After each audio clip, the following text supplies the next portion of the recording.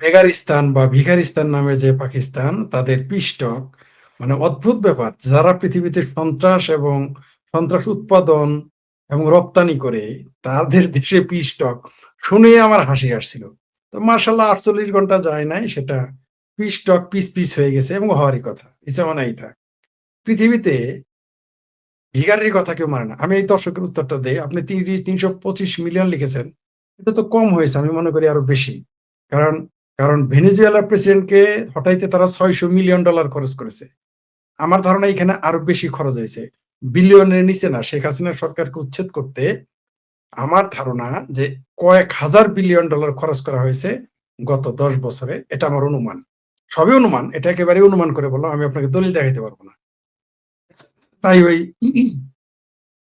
৩৫০ million, এটা আমি একমত না যে এর চেয়ে বেশি টাকা খরচ হয়েছে।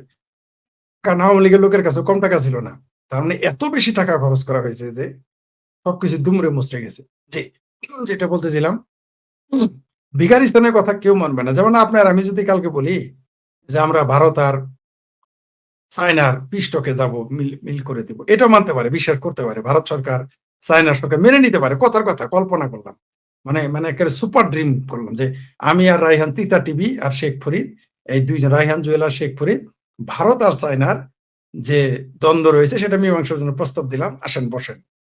হলে হতেও পারে, মানে ১,০০,০০০ ভাগের ১ ভাগ সম্ভাবনা বা ১ কোটি ভাগের ১ ভাগ। কিন্তু পাকিস্তান যখন আমেরিকার ইরানে বসে, সেটার সম্ভাবনা তো ১ কোটি ভাগের ১ ভাগ না, ১০০ কোটি ভাগেরও তো ১ ভাগ থাকবে না। এটাই স্বাভাবিক। ভিখারির কথা কে শুনে? ভিখারিস্তানের কথা। পৃথিবীতে কোন দরিদ্রের কথা কোন মন্ডল বসছে আজ পর্যন্ত শুনেছেন? এটা যখন আমি কিন্তু, যখন পাকিস্তান, ইরান, আমেরিকার পিস্টকের আলাপ হয়েছে একসাথে, আমি তখন হাসাহাসি করেছি। আমার গ্রামের কথা দিয়ে বুঝেছি। আমার ২ গ্রামের মন্ডল। সে কোনদিন ওই বাড়ির যে কামলা, যে বছরের কামলা দেয়, তার কথা শুনবে, মজদুরের কথা শুনে মীমাংসা করবে? এটা কোনদিন হয়? পড়শির কথা শুনতে পারে, কিন্তু ওই কামলার কথা শুনবে নাকি? যত ভালো কামলাই হোক, এরা কামলা না, এরা গোলাম। গোলাম, কামলার তো স্বাধীনতা আছে, গোলামের স্বাধীনতা নাই। একটা কামলা যখন চাইছে, সে কাজ করার পর বললো আপনার কাজ করবো না, আমি থাকবো না। পাকিস্তান হচ্ছে একটা আমেরিকার গোলাম, পাপেট, ওর ক্ষমতাই নাই। তোর বাইরে চলে যেতে, গোলামের কথা শুনবে কেউ? কেউ শুনবে? আমার শুনে হাসি আসছিল। তো এখানে বাংলাদেশের বাঙ্গু, ভারতের ভাঙ্গু, পাকিস্তানের পাঙ্গুরা খুব খুশি হয়েছিল এবং সাথে চিঙ্গবামেরও খুশি হয়ে গেছিল। ভারতের কিছু কিছু নেতাকে দেখলাম, হাই রে মোদির ১৪টা বাজাইতেছে, মানে মোদির গোষ্ঠী উদ্ধার করতেছে, হায় হায় হায়, এই যে পাকিস্তান বিশ্বগুরু হয়ে গেল। আমি হাসলাম যে আমার চেয়ে, আমি আগে ভাবতাম ভারতের বুদ্ধিজীবী রাজনীতিবিদদের জ্ঞান আমার চেয়ে হাজার গুণ বেশি, এখন দেখি না, আমার চেয়েও কেউ কেউ ফেল মারা আছে। কারণ হলো আমার কাছে মনে হয়েছে এটা হাস্যকর, কিন্তু ভারতের রাজনীতিবিদদের কাছে এটা হাস্যকর। মানে নিজেরা খুব ছোট মনে করতাম, কিন্তু এই আগে নিজেরা খুব ছোট মনে করতাম, কিন্তু ভাবির পোলাদের বাড়াবাড়ি দেখে মনে হয়েছে না, রাজনীতি করা যাবে। ভারতেরও কালকে এই ইরানের ঘটনা, পাকিস্তান, আমেরিকার ঘটনায় দেখলাম, আমি আগে ভাবতাম ভারতের রাজনীতিবিদরা সবচেয়ে বেশি বুঝতেন, এখন দেখি না, জামাল বিরা লোকের চোখ কম বোঝায়। তার জন্যই বলছে যে নরেন্দ্র মোদী কিছু না, ভারত কিছু না, পাকিস্তান, আরে ভাই এটা তো টিকবেই না। আর ভাই ঘটকালি, ফকিরের ঘটকালি কেউ মানে? পৃথিবীতে কোনো ভিখারি যদি গিয়ে ঘটকালি করে, ওই বিয়ে কেউ দিবে? ওই বিয়ে কোনোদিন হয়? তো পাকিস্তানের এই বেগার বেগার রাষ্ট্রের কথা কে মানে? অবশ্য বাংলাদেশের লোক খুশি হওয়ার কারণ ছিল ২ টা। একটা হইলো যে আরো তো জাকাতিস্তান হইতে চায়। জামাতের এক নেতা বলছিল না যে বাংলাদেশে তারা মধ্যপ্রাচ্য থেকে জামাত এনে জাকাত এনে খাওয়াবে। তারা খুশি হইতে পারে। কিন্তু বিষয়টা কেউ মানব না। কেউ মানতে পারে না, মানতে পারবে না। আর পাকিস্তান এটা কিভাবে করবে? তারা হচ্ছে গোলাম এবং সন্ত্রাসী রাষ্ট্র। তাদের পৃষ্ঠপোষকের কথা কে মানবে? সেই মব কালচার থেকে কেন আমরা বের হতে পারছি না, সেইটা একটু যদি বলেন।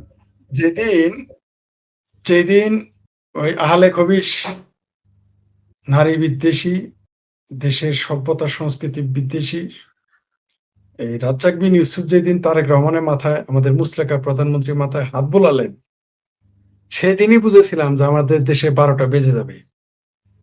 যারা এগুলো করেছে, আমরা ওই যে মাজার নিয়ে, যে মাজারের খাদেম যাকে মেরে ফেলা হলো, পীর, এর সাথে আমরা দ্বিমত থাকতেই পারে, যে কোনো মানুষের সাথে দ্বিমত থাকতে পারে আপনার মতো, আপনি তাকে হত্যা করতে পারেন না।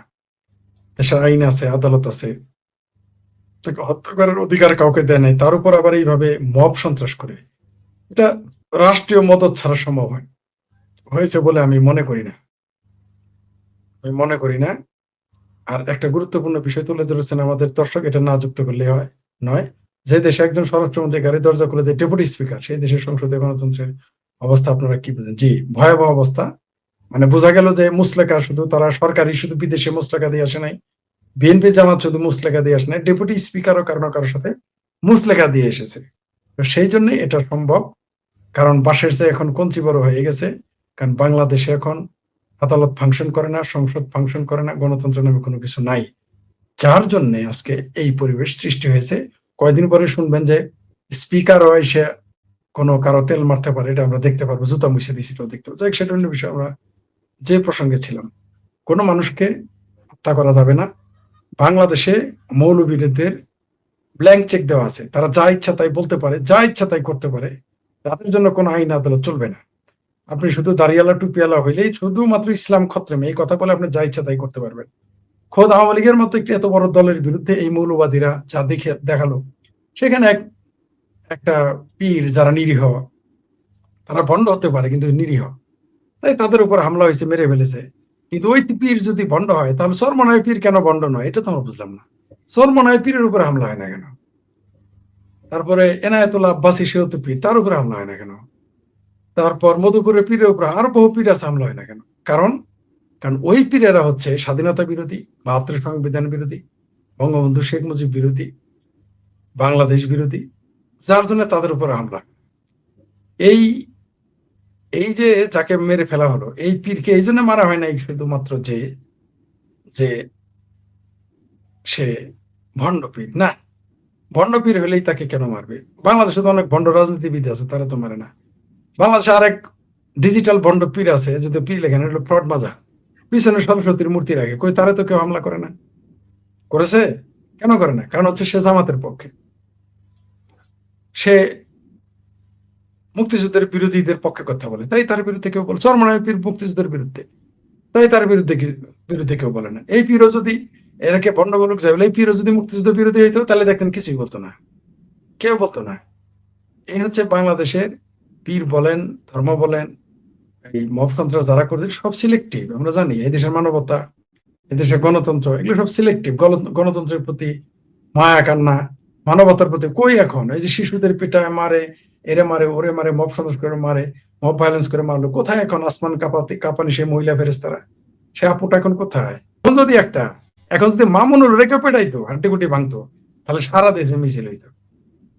কিন্তু এর তো এর পক্ষে থাকবে না, কারণ হয়তো অন্তত মুক্তিযুদ্ধের পক্ষে কিনা যায় না, কিন্তু সে মুক্তিযুদ্ধ বিরোধী নয়। এই জন্য আমাদের বিরুদ্ধে কেন খেপে? আমাদের বিরুদ্ধে অভিযোগ আমরা নাকি ধর্মহীন। ওকে, তো ফরদ মাজারের ধর্ম কি? ওই পীর যদি ভণ্ড হয়, ফরদ মাজারের কি ধর্ম আমরা জানতে চাই। ডক্টর ইউনূস কোন ধর্মের অনুসারী ছিল আমরা জানতে চাই। ফরিদ আক্তার কোন ধর্ম পালন করে আমরা জানতে চাই। কই এগুলোর সাথে কেউ কথা বলে না। কারণ আপনি শুধু স্বাধীনতা বিরোধী হলে এই দেশে আপনি সকল কিছু বলতে পারবেন, সেটা আপনি সিংহবাম হন আর জামাত হন, কোন শুধু ধর্মের সাইনবোর্ড আপনার থাকতে হবে। কিন্তু এই ব্যক্তিটিরও ধর্মের সাইনবোর্ড ছিল, তারপরও তাকে হত্যা করে ফেলেছে। কারণ কি? কারণ এই দেশে সালাফি লামাজাবি ওয়াহাবির মতো জঙ্গিদের উত্থান ঘটেছে। এরা পুলিশে আছে, এরা সেনাবাহিনীতে আছে, এরা রাজনীতিবিদের ভিতরে আছে। বিএনপির ভিতরে সালাফি প্রভাব বেড়ে গেছে, তাই এটা করতে পারছে। এটা কোনোদিনই করা সম্ভব ছিল না, সম্ভব না। সরকারি সমর্থন রয়েছে, প্রশাসনের সমর্থন রয়েছে, তাই হত্যা করতে পেরেছে। এবং এরকম আরো ঘটবে, এটা শেষ না, এরকম ঘটতেই